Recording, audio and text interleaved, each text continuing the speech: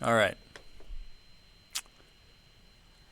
Okay. Hey, everyone. This is Dave from the Character Animator team, and we're doing another Character Animator live today. And today we are actually live from Seattle. I'm up here with a lot of the rest of the team. This is where a lot of people are situated. So if you look behind me there, there's Dave and Dan. Over there we've got Scott and Jeff. And over this way we got Jim. And so they will be answering any questions in the chat as people come in. So if you have any questions about Character Animator or the team or anything like that, feel free to write. And Dave was asking where people are watching from, so we'll see if anyone actually shows up. Looks like we got at least 2 people showing up, so that's good. So we're going to go over a lot of things today. Some of the questions that came up last week, people were asking about walk cycles, and I'll show you a few examples of how you can currently do that in Character Animator. Also talk about taking a sketch, so taking something you may have created, just sketching a monster like this, and how do you take something like this and turn it into an animated character within Character Animator. And then just a few tips and tricks, some user artwork that you guys have created, and questions from anyone who is watching this. So, and of course, this will be archived for later viewing as well on YouTube and elsewhere. Okay, so to get started, I'll show you a few things with the walk cycle questions that people were asking about. So last week, a common question that came up is, how could I possibly do a walk cycle with characters in Character Animator? And I came up with a few examples of how you might go about something like this. So let's switch over to, let me get this set up. Okay. And we will switch our inputs to this. Okay. So here what I've done is just created a simple walk cycle. I was just looking at some online tutorials of how to, create a walk cycle and kind of the back and forth of the hands and the arms and the legs and that sort of thing. And basically what I did was created a character that has a body group and then added 12 different layers to that group. So you see state 1, state 2, state 3. And what we're going to do in a second is add a cycle layers behavior to this to actually make it look like it's a walking animation. So these are 12 different frames. And then just to make the head consistent, I gave it 5 different states to kind of make it look animated. So I kind of redrew it 5 different times, and I was going to do the exact same thing to that. So basically, this is one way to do it, is cycle layers animation. If you're a traditional animator, this may be the best way to go and get the results that you want. You'll have exact control over each frame of the animation, and then you can do whatever you want to the face and head above. So if I switch over to Character Animator, that's something we'll be dealing with in a second. But if I go to my actual walk cycle, so here's a character. Let me add myself here in the screen. And you can see as I move my head, the character is also moving and rotating. But it's got this kind of walk animation going, and this is very, crude. Obviously, more experienced traditional artists could do a lot better job than this. But you kind of get the general point of, we've got this walk cycle going on, and then I have control over the character by moving the head, and I can move it in and out and around and that sort of thing. So I could make it bob up and down if I kind of wanted to get that motion. So this is one option you could do. And I'll just show you how I set this up in the actual puppet layer. So if I double click on that, you can see here's my body group. And then I added a cycle layers behavior down here just by going to plus cycle layers. And then I was able to, I did immediately for the start, I did advance every 2 frames, cycle continuously, and that basically will go through whatever is inside this group and just keep going from top to bottom continually. And so that gives me the walk cycle. I did the exact same thing for the head, adding in this group a cycle layers and a walk cycle is there, so it rotates between the 5 different head positions. So when I go into here, you can kind of see how that works. And imagine you could add eyeballs and a mouth to this character, and you would get, kind of the full Character Animator experience of being able to control the face while having the body walk. Now, I could also trigger that walking animation to only start or stop when I pressed a particular key. And the way I would do that is when I have my character in the body, for example, I would just go to trigger over here and make a, say only happen when the G key is pressed, for example, or something like that. I want it to continually happen here, but that's one option. And so you could have a walk animation, a run animation, a stationary animation, and have those all triggered behind, different keys. So that's one way to do it. So yeah, let's see. Oh, moving over here. Yeah, better view of you. All right, sounds good. Dave's gonna, feel free to chime in anything you want to say. So we've got that, and then if I can change the walk cycle, the frequency of it as well. So remember, I had it set to every 2 frames. If I set it to every 1 frame, you'll get kind of a faster look there, and if I set it to 4 frames, it's kind of a more chunky look in the walking. So again, you can manipulate this and do it however you want.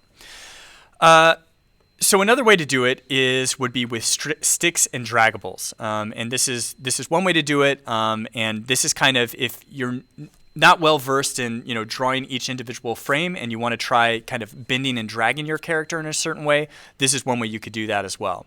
So let's go to this character Seth that I've got up here, and the first thing that I did was set up the artwork so it would work the correct way. So I wanted, I basically broke down his body into 5 pieces. I've got a right arm, the torso, the left arm, the right leg, and the left leg. And what I'm doing there is basically positioning these where I know I want them to be. So I know I want the right arm, for example, to go in front of the torso, so I want to make sure that's on top of the torso. I know I want the left arm to go behind the torso when he's walking, so I did that. And same with the right, I want the right leg to show up in front of the left leg.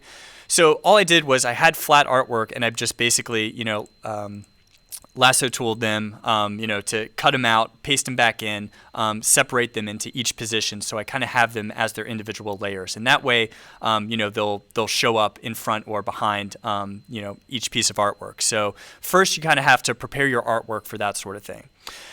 So let's bring this into Character Animator. I will Command I. I think this is the right one. Seth walk. And let's double click on him. And so I've got my character here. And one thing I want to do, I noticed that I was having some issues with this character earlier with the mesh. And this is something we talked about last week, and I wanted to bring up here. So if I look at this character, the mesh is kind of all over the place. It's not, let me change the background color to show that a little bit better. So if the mesh was working correctly, it would just be the outline of the character. Instead, it's thinking that my character is kind of this rectangle shape, which is not what I want. I'm going to get some weird warping if I do that. So all I'm going to do is down Puppet Properties, I'm going to change the mesh shape to Contour, and let's see if that helps solve everything. And it does. So the character is kind of looking a little bit better now. The mesh is kind of attached to his body form instead of the whole a big rectangle.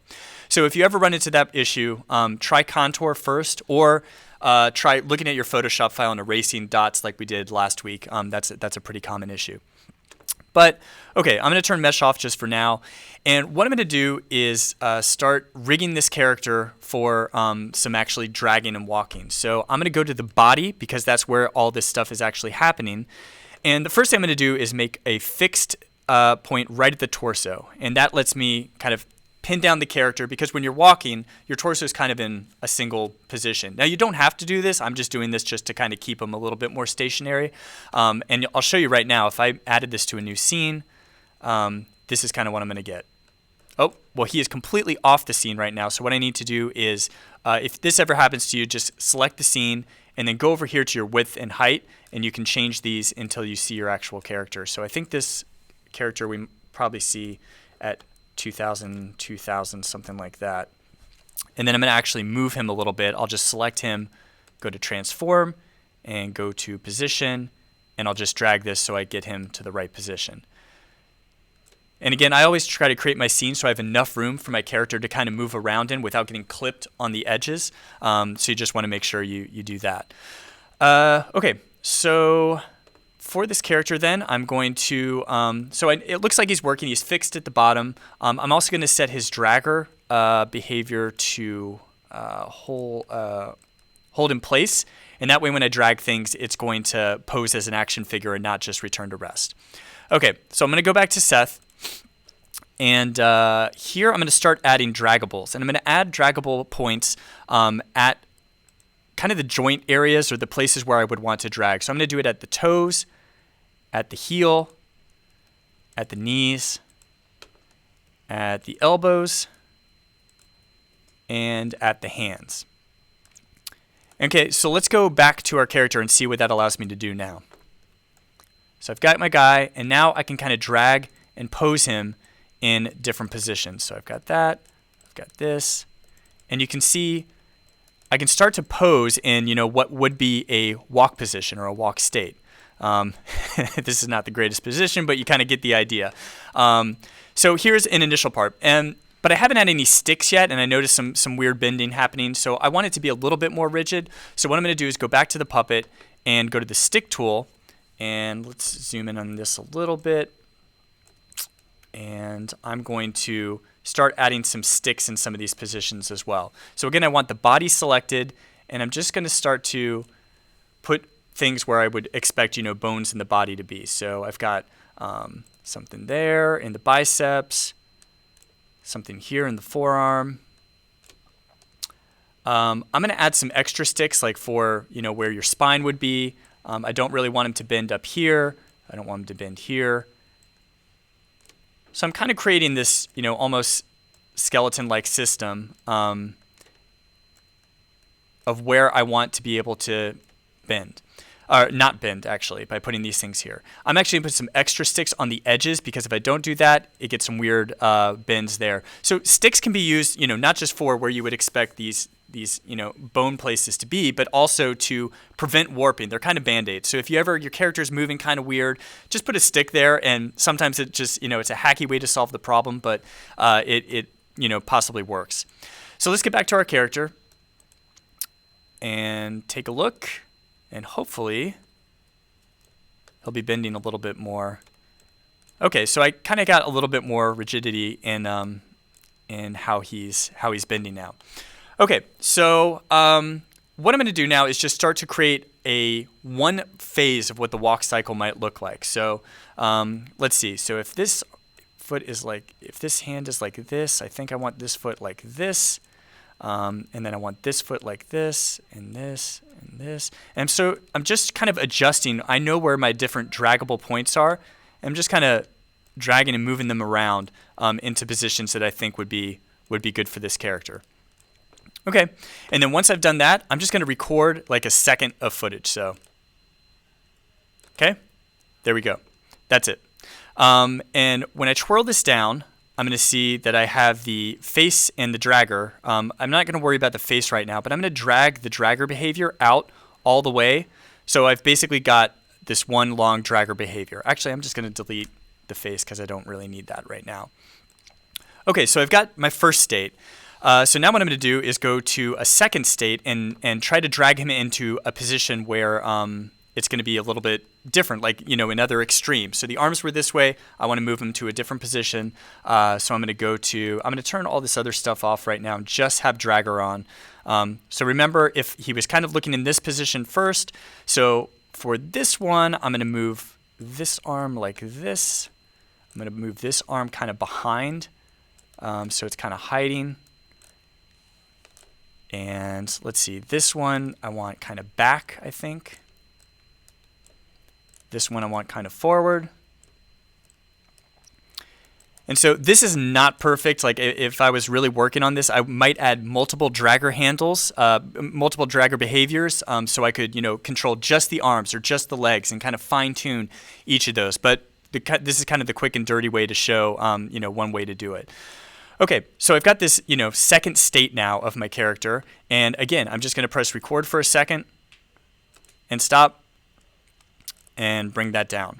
All right, so let's zoom in a little bit closer to what this character looks like.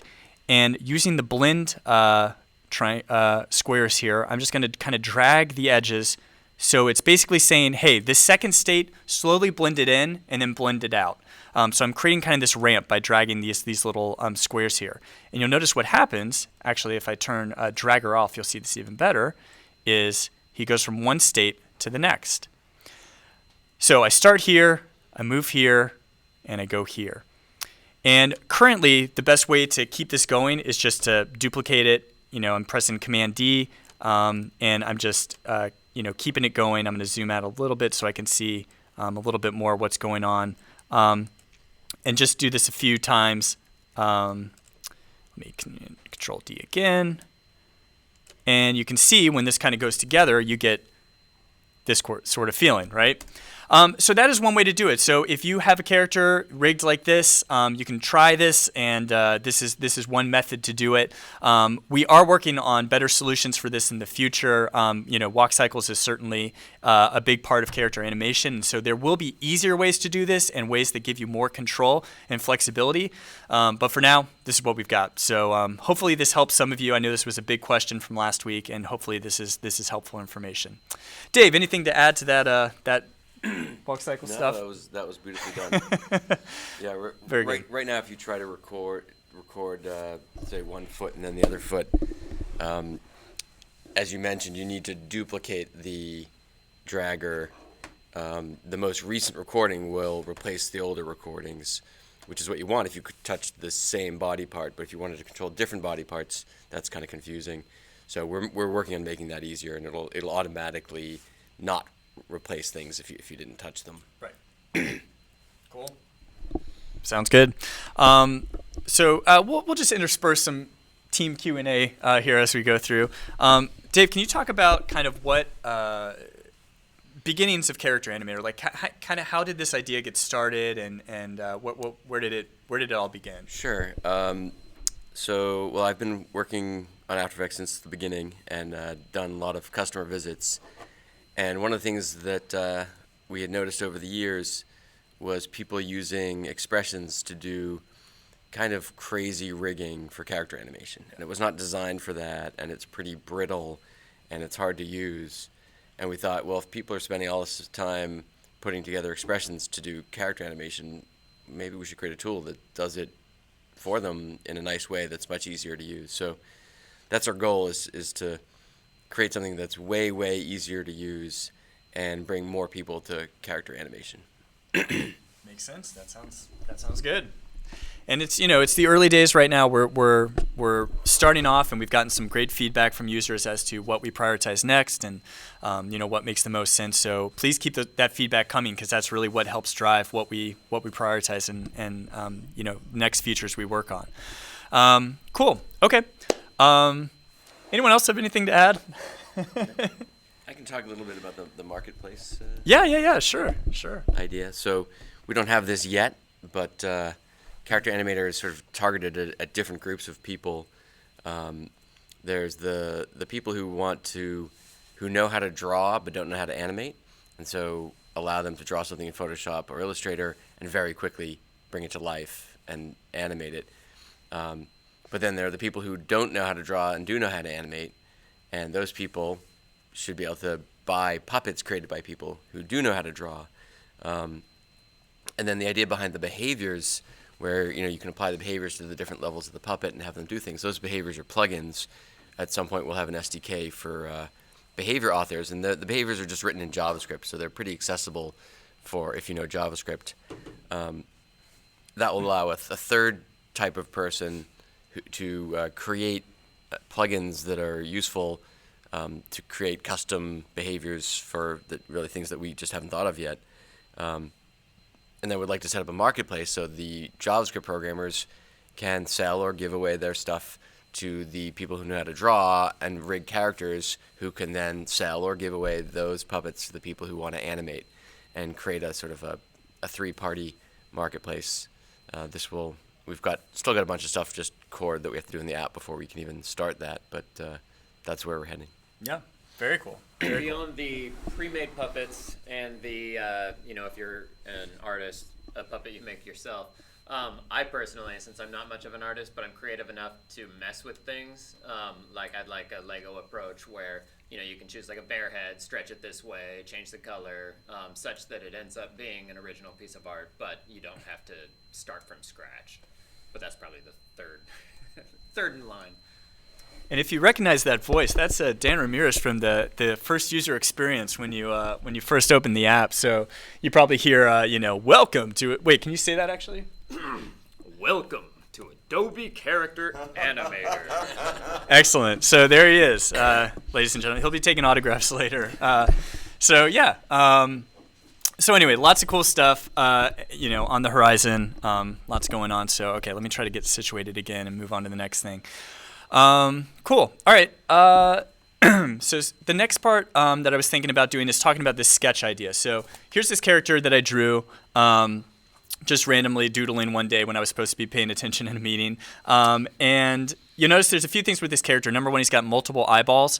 He also has multiple mouths, but I'm not going to show that today. I cut that part out. But basically, the idea is how do you take a sketch like this and turn it into an animated character? And so I did this part, and then I also drew just some basic mouth shapes like that. So I didn't do, we have up to 13 different mouth shapes, but I was just going kind of loose and quick and easy. And so I just did 6 mouth shapes, kind of an open and a clenched tooth, mouth and that sort of stuff, just so I had mouth shapes in the style that I wanted. And then I just created a background layer, some mountains here that I was using as well. So what I did was take a picture of this and bring it into Photoshop. And let me show you, what I did there. So just a second. Let's see. I think it's this one. Perfect. Okay. Let's switch back over. Okay. So I brought this into Photoshop, and what I'm going to do is I'll show you just a very quick overview of what I was doing with this character, and then I'll show later. I'll just kind of skip ahead and not do the whole thing here, but kind of show you how you would work on something like this. So the first thing I'm going to do is obviously crop out that thumb and the rest of what's happening here. So let me get that. Okay. Here's my character. And now I'm going to kind of get rid of the outside stuff. So I'm just going to magic wand, delete, get rid of that. I don't want to save yet. And let's see. And then I'm going to make a couple groups. So I'm going to name this guy Shmarflop. He just looks like a Shmarflop to me. And I'm only going to have a head group for this character because he's kind of just one big floating thing. And so I don't really need a body layer. Again, we try to make Character Animator as flexible as possible. So whatever character or creature or whatever, we show a lot of humanoid examples, but it should work for even a 3-eyed kind of floating tentacle creature. And so that's what I'm trying to show here. So I'm just going to name this to, BG head, background head, something like that. And what I will do now is start to kind of take parts out of this character. And so, for example, the eyes. So I have these 3 eyeballs. Eventually, I'm going to have to make a decision on which are controlled by my left eye or my right eye. In this case, I think I did these 2 ones in the middle here, the middle and the right side of the screen as right eye, and the other one is left eye. But you can do it, if you wanted them all to be controlled by one of your eyes. If you have the ability to move your eyes independently somehow, that's awesome. You could, figure out a way to do that. And I'm going to show you something cool about you can check these off so they would blink at different times if you wanted to. But for now, let's just focus on this eyeball all the way on the right side of the screen. And all I'm going to do is kind of just use this lasso tool here to kind of isolate it and take it out. And all I'm going to do is cut that. And I'm going to do a content-aware fill. So I'm just going to use the magic wand, select this area, edit, fill, content-aware. And you get this. Basically, it's looking at the texture around and trying to put together, what this looks like. So it's kind of getting my paper, my notepad texture there in the background. Now I see there's some lines here. I could do some fine tuning of, with the rubber stamp tool if I wanted to. But for now, for the purposes of today, I think this is okay. So I'm just going to make a, let's see, this would be the character's left side. So I'm going to call it left eyeball. And I'm going to, in there, paste that exact eye. Actually, I'm going to do a paste in place to put it in the exact right position. And now I'm going to call, I want to call this Command-Shift-V. Left eye. Yes, Command-Shift-V is paste in place. And sorry, I want to call this left eye, and then I'm going to call this layer left eyeball. All right. So now we've got our eyeball, and now I want to kind of do the same thing and isolate the pupil. So I'm just going to take this out of the eyeball, same thing, cut it out. Just to show it a little bit easier, I'll do it this way. Magic wand tool, edit, fill, content-aware fill, and there we go. And then I'm going to paste in place. Now this has a little bit of paper on the side that I might not want to show up, so I'm just going to magic wand select that so it gets out of the way. And I'm going to call this plus left pupil. And so now I've got kind of the basic parts of my eyeball, right? So I've got this pupil that is going to, in Character Animator, be able to independently move around. And then the eyeball is kind of setting the perimeter or the area where the pupil can go. So basically I'm saying the pupil should generally stay in this. And you could tweak parameters so this won't happen, but I'm basically saying, it should stay within this eyeball shape. It shouldn't go out here or over here. It should generally, stay within here.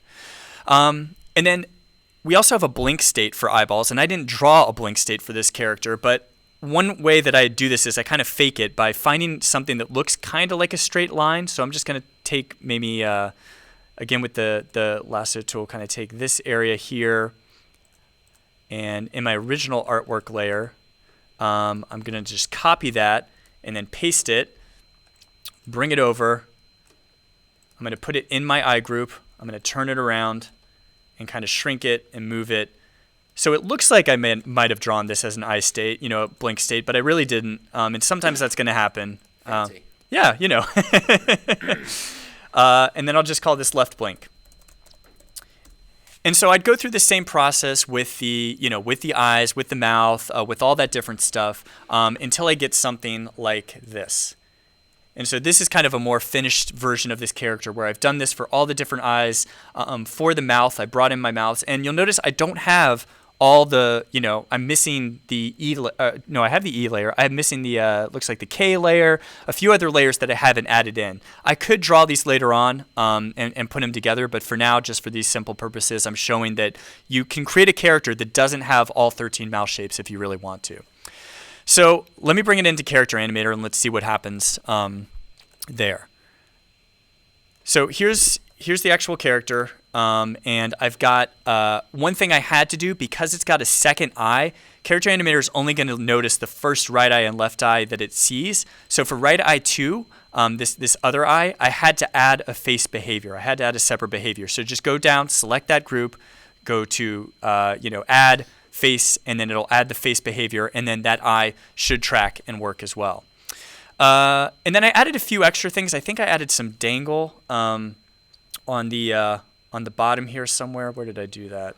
Did I do that? Yes. Some little dangle points, so the tentacles will kind of flop around a little bit if I turn the dangle up, and I'll show that as well. So let's go to the actual scene. I added this to a scene, and then I also brought in as a PSD my actual. So here's my character, and he's kind of moving around and talking, and it's kind of looking pretty nice. And I got my eyes, so I don't know how well lit this room is, but hopefully the eyes kind of look around, and you kind of get that idea. One thing I could do is over here, there's this thing that says blink eyes together in the face properties. If I didn't click that, then I have the option to do different blinks. And again, with the lighting being what it is, it's not showing up that well. Normally I'd be shining a light right in my face. Let's try it like this. So you see, you kind of get these independent blinks, which is one way to do it.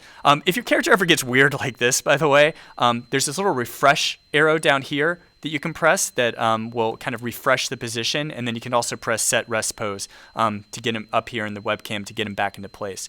This is particularly helpful when you do dangle. So I noticed with this character, I think a dangle of 25 and 100 gets him a little bit more wobbly. So spring stiffness 25, attachment strength 100.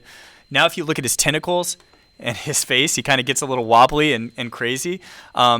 So I could have kind of a floating head that goes over here and then over here and moves around and, kind of has a little life to him. So overall, doing this character took maybe 45 minutes, an hour at most. So from a sketch to actually animating and getting something of this quality level, it's pretty cool. I'd like to add more to him. I'd like to have him breathe fire or, have his be able to drag his tentacles or that sort of thing. But, for now, for a quick sketch, this works pretty well. And so, this is one way to do it, and a pretty easy way to do sketches.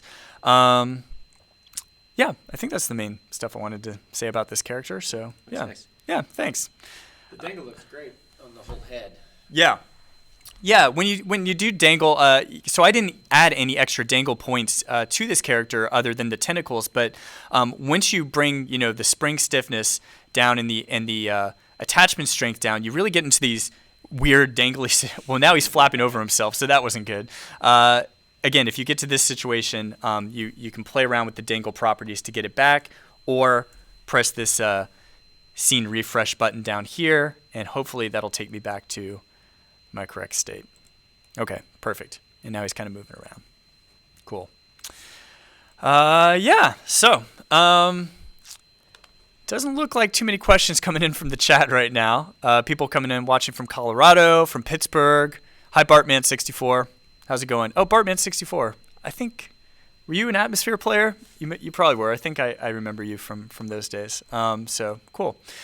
All right, so... You sure you weren't thinking of Bartman 32? Yeah, you're right. You're right. It was Bartman 32. You're right. Good point. So, anyone else want to say anything? I feel like I'm just monologuing here. It's your job. Maybe we could just go around and say what each of us does for the team. So I've said I'm designer, help with design stuff for the team. Sure. I'm Dave S., and I'm managing the team and coding. Wait, let me switch to the camera so it's a better view. Okay. Jim Aquavella, I'm a coder. Dan Ramirez, tester. Hold on, let me get the camera over there. Okay. Scott Evans, I code user interface stuff. Jeff Almasal, tester. There we go. And there are a few more people on the team who couldn't make it here, but yeah, that's the... And what do you do? I do design. I just design stuff and make floating 3-eyed monsters apparently. So cool. So there are a few. And there are a few more people on the team as well. Yes. It's not a big team. Yeah. No, we're a pretty small team. Oh, by the way, I should mention, I'm wearing a Red Monster T-shirt, who you might know from the first user experience if you first start up the app, the kind of learning about stuff. So we got a few of these made. So maybe in the future we'll give them away as people commenting or sending in artwork or something like that. But yeah, turned out pretty well, I think. Yeah, looks great. Thanks. All right. So there were a few other things that I thought would be cool to show that might be helpful. One thing was this character from Lynne Mitchell, who we talked last week. She was showing the Cyberman character, which was pretty cool. Today, I wanted to show this character that she made. We'll switch over and show it. So this is a really cool character, kind of in the same style as her Cyberman, and she has the head turn behavior added to this character. So she has 5 different head positions, and the head is moving back and forth. But one thing that I noticed that was different about this character from other characters is notice the ponytail in the back and what it's doing. So when I'm moving one way, the ponytail is kind of moving the other way, and it's kind of creating this cool parallax effect. And I hadn't really seen this before, a character do this before. And what she actually did was add 2 head turner behaviors. So let's look into the actual character here. And whoops, that's not the right character. There we go. And let me move it over here. And it looks like... and so if I move into the actual character, you can see that she's kind of got these two parts to her. So she's got her first head group, which you see has left profile, left quarter, front, right quarter, right profile, all the different views, all the different 5 head states. And to this head group, she has actually added the head turner behavior. But then what she did is she also has a group behind the head called back hair parts. And this is what the ponytail is a part of. She has applied the head turner behavior to this as well. And basically what she's done is kind of done an opposite view of the character. So when, for example, the character's right profile, let me take some stuff off here so you can see it a little bit better, so you can see what's happening back there. So when the head is in a right profile state here, she has kind of the right profile state down here being, all the way to this side of the screen. And then alternatively, she's got the left profile happening, and this is subtle, you won't see it that well here, but I'm just kind of digging into what she's doing. you get the ponytail a little bit closer to the body and to the neck. And so she's kind of doing this opposite effect, which I thought was really clever, and I hadn't personally seen that done before. So you can imagine doing this for things like the ears, things like a hat, brim, different elements, applying the head turner behavior to it, and getting these multiple options as your character's moving to kind of create this sense of depth. So this is a great way to do it, and this is a really, really cool character that she created. I'll just go back to it in a second. So you can Is it worth mentioning that, Yeah. So she applied the head turner there at the 2 different levels, Yes. which should be fine, especially if you wanted, say, to change the parameters for one group versus the other. If you want all your parameters to be the same, and there aren't that many parameters for that behavior, there's the sensitivity. I think it would have worked fine also just to have applied head turner at the root, at the top level. Yeah. And it would have gone down, and it supports. It does in Preview 4. I think in Preview 3 as well. Okay. I mean, Preview 4 is not out yet, but but yeah, just that notion that you can apply behavior at any level in the hierarchy, and it will go down into the hierarchy and try to do the right thing. Right. And actually one of the things that will be coming out in Preview 4 is currently if you have multiple heads, you have to have face and lip sync applied at each head level. Yes. So if the head facing this way, the head facing that way. Yep. If you want the lips and the mouth to work, you have to apply, and the eyes, you have to apply face and lip sync at each level. Starting with Preview 4, once it's out, you'll be able to apply face and lip sync just at the root, and it's applied there by default, so you really don't have to do anything, and it will go down and find all of the heads and the lips and the mouths and just work automatically. You can still do what you did before, which is apply them individually if you wanted to control the parameters individually at that level, but oftentimes all the parameters are the same for all the levels, so you could just apply it at the root and you're done. Yep.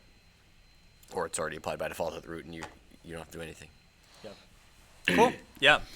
So that'll be a lot easier in the future. I know there's a lot of you that want that sort of option to do the head turning, and it's currently, you basically, if you brought in this right now, you would have to take these other views, and Lynne already added these in, but you would have to add behavior and face and lip sync for each head group, each part that you want the eyes and the mouth and the head movement and all that stuff to work. So it's a little extra work. You can do it now. Again, we're just kind of trying to make things easier for people in the future. So, okay. Let's see. Oh, another thing I wanted to show was this character. So this is kind of an updated version. I did this character, Aurora, who was a snow woman character before. And one of the things I've noticed as I've started to work on more characters is I try to get away from the jumpiness of certain animations. And I've noticed with some of my characters, like I have neutral eyebrows, kind of a worried eyebrows where they're kind of slanted up, and then when they're slanted down, angry eyebrows. And I didn't like in some of my older characters how these were kind of really jumping. And so it was very clear that, oh, this is a different state that's happening for this character. So one of the things I've started to do more is use cycle layers to do transitions between different states. So for example, with this character, I did angry eyebrows, and what I did was make those a 5-state cycle layers where I kind of just put one layer, tilted it up a little, did a second layer, tilted up a little, did a third layer, and did that sort of thing. So I've got these 5 different layers. And then what I did was go to the root, the top group above these. So that's angry and angry down here, and go to cycle layers. And so now this is going to, so you can see that I already did these in the original Photoshop file to be triggered when the A key happens, but you can see that right here with the trigger key being A. And then what I want to do is, yes, I want them to start when they're triggered. I want them to advance let's just do 1 frame for this so it's pretty quick. Cycle once is fine. And I'm also going to click forward and reverse and hold on last layer. And that means I'm going to be able to move back and forth between them and then actually hold on the last layer as well. So when I move into the actual character here, let me add her to a new scene. I don't think she's in a new scene right now. What we will hopefully see, and I'll probably have to resize my scene too here. Let's see. Actually, that should be okay. Let me just move her over a little bit. So I'll select Aurora, transform, and move her position so she's over here and up a little bit, There's a tip there. If you hold down shift when you're doing that, it'll go 10 times faster. Oh, I didn't know that. Oh, wait, I think I knew that, but I forgot it. Okay, that's good. Pro tip there. So now if I press A, what should hopefully happen is her eyes kind of go down into an angry position. And then if I let go, they go back up. And so this is a less jumpy. It's not just going from here to here. It's kind of doing it more gradually. And I have control over the number of frames and that sort of stuff. And I could do this for worried eyebrows or her eyes bugging out. I could do like a 5-frame animation where it's they get really wide or something like that. So I'm experimenting more with this sort of thing with my characters to make them feel a little bit more fluid and not as jumpy. And so I think stuff like this helps and I'm hoping to add more stuff like this to a lot of my characters in the future. So yeah, that's a little tip. Scott, you got something to add? That was really cool. Oh, thanks. Coming up to the front row. Okay, so there was only one more thing that I wanted to show, and then if we have any extra time, we'll answer additional questions or call it a day for this week. But let's see. So the one last thing I wanted to talk about was kind of refining your eye movement. And this is something I haven't seen too many people do yet. And so I just wanted to show an example of it. So we've got our character Fury here, who's available in all, the free example things. And I've added a few sticks to his body and whatnot. But one thing you can do is control the eye movement with the mouse. And a lot of times I'll do this after the fact, after I've recorded a performance, to kind of fine-tune where I want a character looking. So, sometimes they're kind of looking to the side or back and forth, and you might not get that entirely, perfect the entire first take. And it's kind of cumbersome to, just do your eyes, for a second take. So you can get very precise movements through the mouse if you want to. So what I'm going to do is add this guy to a new scene. And let's see, I'm going to move him. He's kind of moving around there. I'm going to, let's make this scene a little bit smaller. So I'm going to select him, and maybe let's make this 1500 and 1500. That's looking better. Okay, and now I'm just going to record a short performance. Let's just add some, kind of have him pose in place here. I'm going to do drag or hold in place and drag him so his hands are kind of down like this and his tail's like this. And let's just record something really quick. Hey, how's it going? My name's Fury, and I'm a monster, and that's pretty self-evident. Okay. Great performance, and I'm just going to do all of these off except for the face behavior. I'm going to disarm all of these red dots. And so if you look back at, I'll just turn the audio off too here. So if I look back at this performance, my character's moving, but his eyes really aren't moving that much. It's kind of just staying in one place, and I want him to be a little bit more expressive. Now, a good rule of thumb is I can kind of hide these behind where my character's blinking. So just naturally, I was blinking at certain points, and my character, blinks as well. You also have the ability to do that via key triggers. But what I'm going to do is control down the face property, turn camera input off, and turn, eye gaze via mouse input on instead, which is directly under. And so what this will allow me to do is now if I drag my mouse, my character's looking around. Now I've kind of got his eyes situated in a way that they're kind of moving outside of his pupil, so I'll have to be a little careful here. But let's say I wanted him to kind of be looking left and right and kind of looking around him and do that sort of thing. So I'm going to change the recording speed to maybe 0.75 to be just a little bit slower so I have a little bit more precise control. And let's see what happens here. So I'm going to record. And then I'm going to move the eyes a little bit around so they're moving and looking around. And I'm not doing this too great because they kind of went out of the eyes for a second time. But let's go in and see how something like this could work. So I had my character, and there was a point here, So right now the transition happened. It's very jumpy, I think, when it happened. So you can see this is where I started recording, and it kind of just jumps to this second position. So I don't want that. So instead, I'm going to kind of hide it behind this blink. So I'm going to zoom in a little bit, and let's see, where did that blink happen? Right about here. And so I'm just going to take the eye gaze via mouse input and drag it and trim it so it only starts at that point. And so now the character's going to blink, and then the eyes take over. And it wasn't perfect. The eyes went out. I could do that again and get it a little bit better. But you can also adjust the eye strength. Oh, that's right. After the fact. That's right. Good point. Thank you. I knew I invited you guys here for a reason. So that would be, what is that, mouse strength or? The eye gaze mouth. Eye gaze mouse strength. Okay. So let's turn this down to like 50 and see if that helps. Yeah. So now it's within the confines of the actual eye, which is very nice. So that gives you, yeah. And conversely, you could have, when you originally started, it wasn't strong enough movement. Right. You could have exaggerated the one that was recorded off of your face right. by pumping the eye gaze strength from 100 to 300 or yes, whatever. Exactly. So you get a lot of, you can kind of fool around with these values. So anytime where you get something like that, you can play around with these parameters even after the fact. After you've recorded something, you can do all this stuff. You could add sticks in. You could add, play around with these parameters. See what happens when you turn dangle all the way down to 25 if the character looks cooler. You kind of just play around with these things and see what works. And you notice also in front of like eye gaze strength and eye gaze mouse strength, there's the little non-red dot. If you click that, it'll turn red. Those can be animated as well. So yes, you could right. ramp up the eye gaze strength right. For some part, and then ramp it down, and then do the mouse. So if you wanted yep. some to be naturally controlled with your face, yep. some with the mouse, you could mix and match. Yep, exactly. So, all right. Just a quick tip there that hopefully helps a few of you. But yeah, that's pretty much all I had for today. It looks like a few chat questions have been answered. There was asking about the wiggler. So someone, it looks like D.W. Burnman was asking about the wiggler behavior, and there is a way to do wiggling, but it looks like it only works for Illustrator artwork right now, which I don't think I have any examples of right now currently, unfortunately. So let me switch back. Oh yeah, Red Monster. I have Red Monster somewhere in here, but yeah, right, exactly. There you go.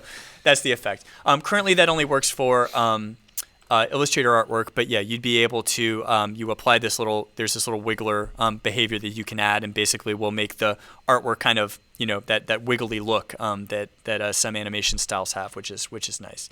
You need to make sure your render's image is off for that. Yes, right. You have to make sure, Jim was saying, you have to make sure render as image is off, which is kind of that checkbox that we talked about last week, helps solve some of those Illustrator issues that some people may have. If you want the wiggler behavior, unfortunately, you're going to have to do that currently. But again, we're trying to continue to make things work easier and better in the future. Sabine1 was asking, definitely going to look into this program. Does it allow you to export recorded animation as still frames? And Redefinery, Jeff over there, answered and said, yes, we are currently export as ping sequence and WAV file. I've mentioned before, we want to make this easier in the future. We are working on ways to make this a lot easier. So, whether you're just want to export a quick video or bring things into After Effects, Premiere, that sort of stuff, we're going to make this easier in future versions, and hopefully we'll have more to talk about with that in the near future. So yeah, does anyone else have anything else to add before we finish up for today? Nothing? No shout-outs to anyone? All right, I guess that's it for today. So. Thank you very much for tuning in. If you have questions or comments about anything you saw here or things you'd like us to feature in a future broadcast, let us know in the comments in the archive version of this. And yeah. And also, we hang out here if you on the welcome. Oh, let me switch. Actually, we're in the camera version view now, so hold on. I know it's confusing. Yes, go ahead. Here in the welcome panel inside Character Animator, there's the feedback form. And if you click that, it'll take you to the Adobe website. Yep. And any questions you can ask there, and we all watch that for them and answer there. Yep, exactly. So any other questions, we've helped a lot of people, will post their artwork there. Hey, my character isn't bending right, or, I'm having this issue with things not my webcam isn't showing up. There's a lot of good information there to help you get started. And any questions you have, that's very helpful. So, all right, on behalf of the rest of the Character Animator team, thank you very much for watching, whether you joined us live or watching later on archived version, which hopefully it worked. I hope I checked the right box for that to work. So thanks a lot, and we'll hopefully see you again soon in the future. Thanks. Thank you.